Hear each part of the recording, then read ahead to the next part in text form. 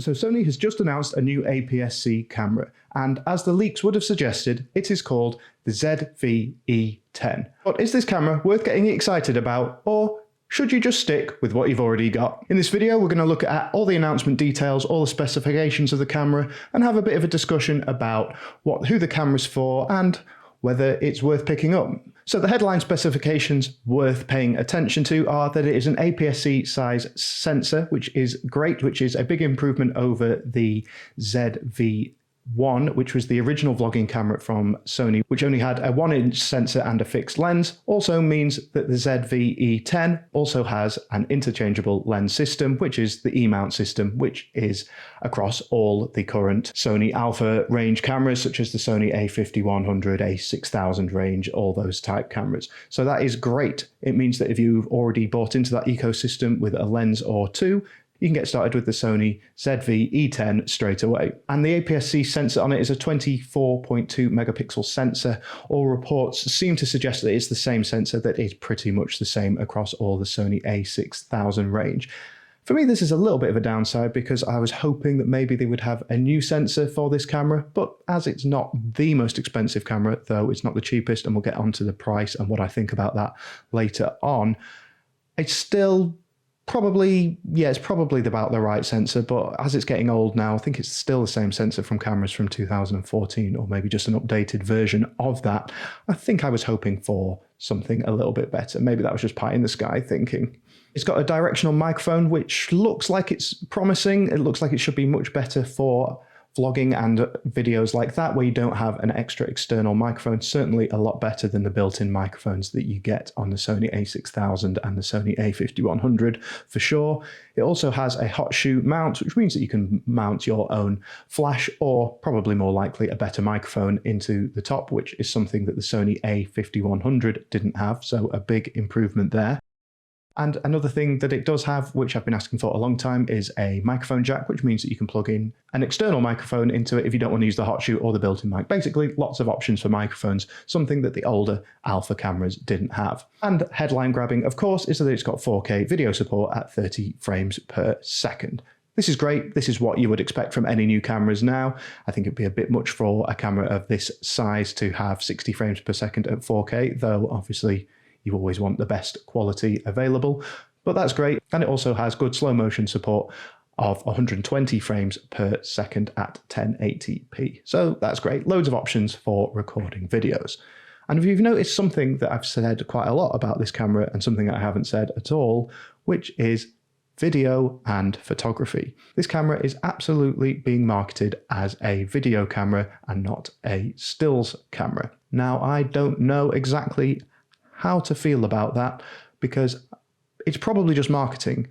All reports seem to say that the photography performance of this camera, which I've not had a hands-on with yet, should be about as good as the Sony A6100, which is a good stills camera. So probably overthinking it a little bit, and it is probably just to do with the marketing, because the marketing in general is really, really vlog heavy.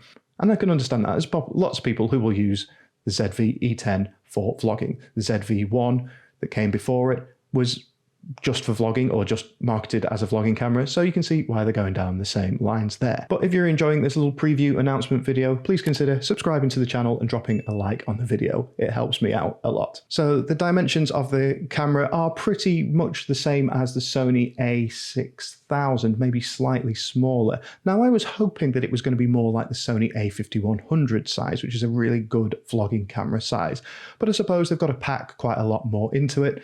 But me thinking that it was definitely going to be a successor to this Sony A5100 may not be quite correct. In fact, I made a video all about whether there would be a successor to the Sony A5100, which mentioned this camera before it was announced and what kind of specifications to expect from it, which you can check out here. So let's have a look at some more of the specifications. As I mentioned, the E-mount lens system will be big for this camera. Great, because I mean, it makes this camera very appealing to people like me who primarily makes video content, and I also have some E-mount lenses already, such as the Sigma 16mm, which I am using to record this video, a great video lens. I'd just be able to pop that straight on. It also has a big prominent movie button on the top of the camera. This is a big change to pretty much the standard of how cameras usually are. Normally the biggest button is the shutter button for taking photos. So you can see that that real video focus is here right from the off, with the shutter button much smaller. I think this is quite good because the video button usually on the alpha cameras is so small and fiddly to get to. If you're trying to just set up a video session quickly, it's always a real pain. So, I mean, I'm not too fussed about that being the bigger button on the top, because if this is aimed at video creators, that's the button you're going to be using the most anyway. It's got it's not a flip up screen, but it's got a flip round screen, if that's what you call it. So great, you can monitor yourself. This is exactly what you would expect from a vlogging camera. I think I usually prefer it if the screen is flip up over the top, but round the side is fine as well. It's still just about as usable in all situations. That would just be a personal preference for me, for it to be a flip-up screen. But I guess it stops it getting in the way of stuff that's plugged into the hot shoe. So yeah, actually, it makes much more sense for it to be around the side. It's got real-time tracking and autofocus on this camera, which is the kind of feature that you would expect for just tracking moving objects while you are filming your videos. That makes perfect sense. A good, nice feature to have. Fast autofocus as well. Again, something that you want pretty much on all cameras. Any newer camera, you want the autofocus to be as good as possible. Now, interestingly, it has a background blur control button, or bokeh button, if you're used to that terminology, which is basically the blurry backgrounds that you get usually on photography, but you get it on videos as well, kind of to focus your shot on yourself or whatever you're filming, and that everything in the background is blurry, but in a kind of natural kind of eyesight kind of way, really, where you're just focusing on a single point. Now, this is quite nice. I guess if you want that really quick bokeh control, it depends how customizable, I suppose, the bokeh is, because for me, you don't always want the absolute blurriest, the depth of field to be shallow, but not so shallow that you can't see anything in the background. So that button will be very useful if there's some customizability to that button. This camera also has slow and fast motion, which means you can film up to 5 times slower or 60 times faster than real time. This is a nice little feature because slow motion and probably fast motion video now is becoming quite a B-roll staple. So that's the kind of extra footage that you would use in a video, or if you just want to make a video kind of highlighting a moment which will look much better in slow motion, or you kind of want to do those hyperlapse kind of shots between two different things that happen. You'll see those effects in quite a lot of social videos and vlogs and things like that. So it's nice to have that feature built in. Of course, all cameras are capable of this up to a certain extent, depending on the quickest frame rate that they do. But for people who don't want to get into the minutiae of the settings of a camera, exactly how they work, a nice setting to learn how to do this stuff quickly, because I don't feel like everyone should need to know every single setting on a camera to get the best out of it. Also happy to hear that it has S-Log3 support. This gives you greater flexibility in adjusting colors during post-production. So this is great, again, for video producers. You're noticing over and over again, I'm saying video and I'm never even mentioning photography. This is just how this camera is being marketed, and yeah, I can totally see why this is going to be a video creator's camera. So it's also got time-lapse built in, which is great because some of the new cameras don't have time-lapse built in, but you could get it on older cameras if you downloaded an app. It was a real mess. So yes, it's built in. You can do time-lapse videos straight out the box with this camera, which is great. It also has wall charging built in for when you are recording. Now this sounds like it should be a really obvious point, but the older cameras you actually needed to put in a dummy battery, which would go straight into your wall socket to be able to continue recording while it's plugged into the mains. If you just plugged in the charging cable, you couldn't continue recording.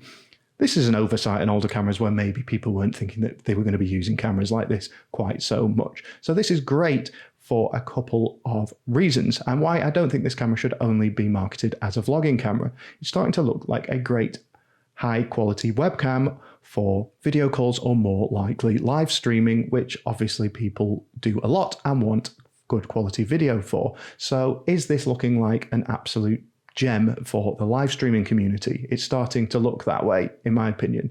And it also has much better support through the Imaging Edge desktop app for live viewing and live streaming directly from the camera itself. So that those two features hand in hand means there's a lot less faffing around. Of course, you could live stream with cameras such as the Sony a6000 and the Sony a5100, but you'd need that dummy battery. And usually you'd need a capture card because the live feed that you get out of the camera natively was just never as good quality as you could get with a capture card. So yes, they're marketing this camera massively as a vlogging camera, but I think it just has all the features of an all-round great video camera. So that's most of the features covered. Let's have a look at some of the big downsides and things that I'm really disappointed about in this announcement.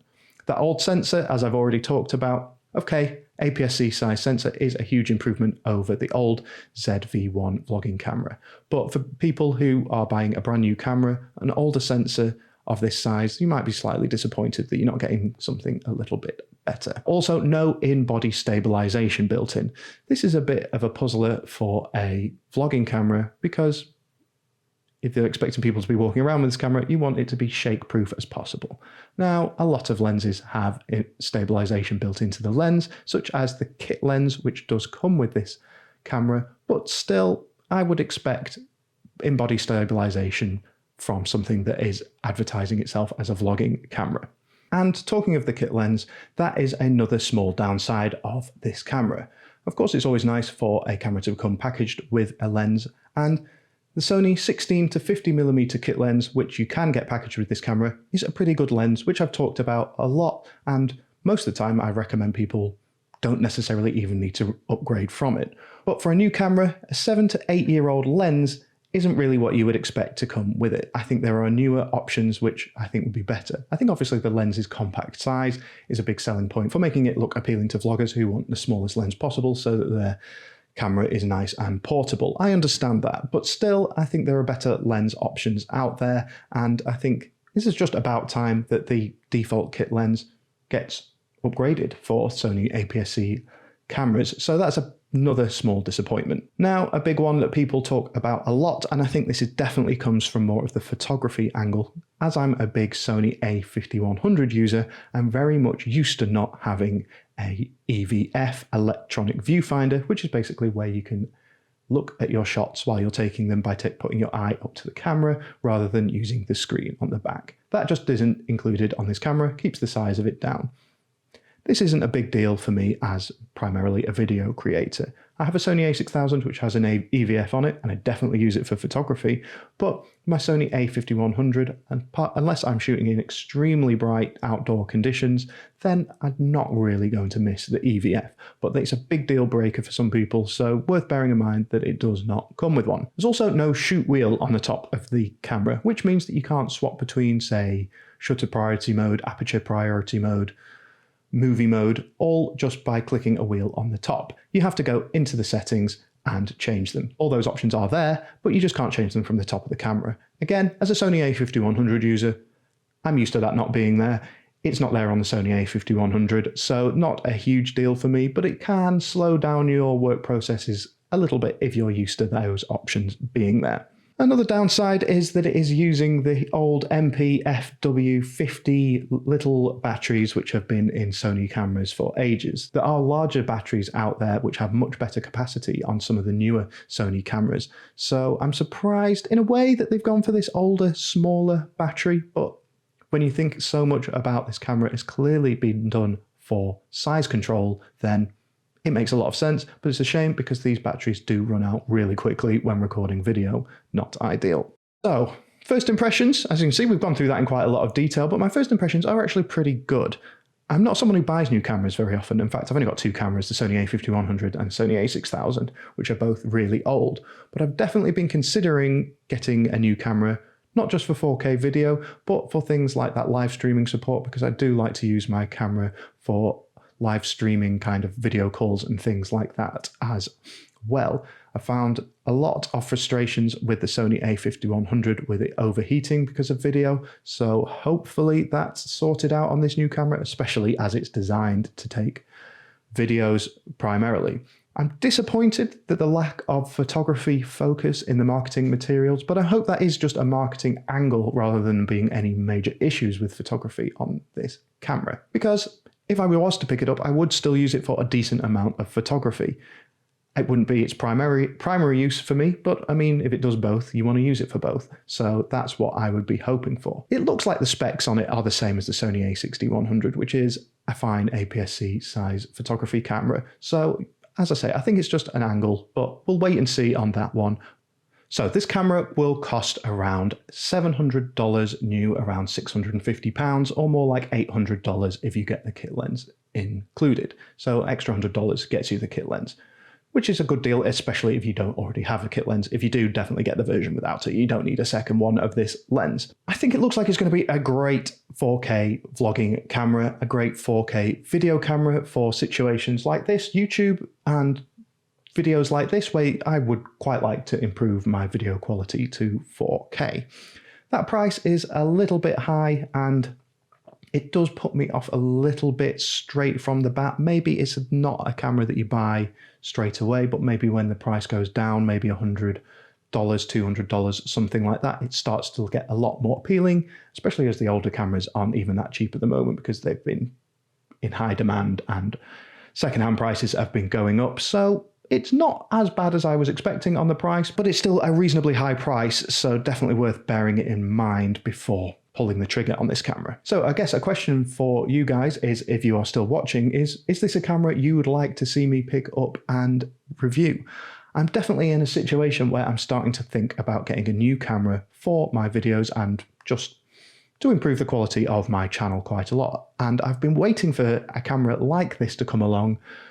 But is this still the right one? I'm not 100% sure. So if you've got this far in the video, please let me know in the comments below whether you think this camera would be a good one for me to pick up. I'm definitely intrigued by it having USB-C live streaming support. I'm not sure if I mentioned the USB-C component of that before, but that should make everything much, much easier for creating videos and live streams and stuff like that. As a video camera primarily, this looks like it could be a good option to pick up, and I really, really want to see how it performs from a photography point of view. But if you've enjoyed the video, please consider subscribing to the channel and dropping a like on the video. And until next time, see ya.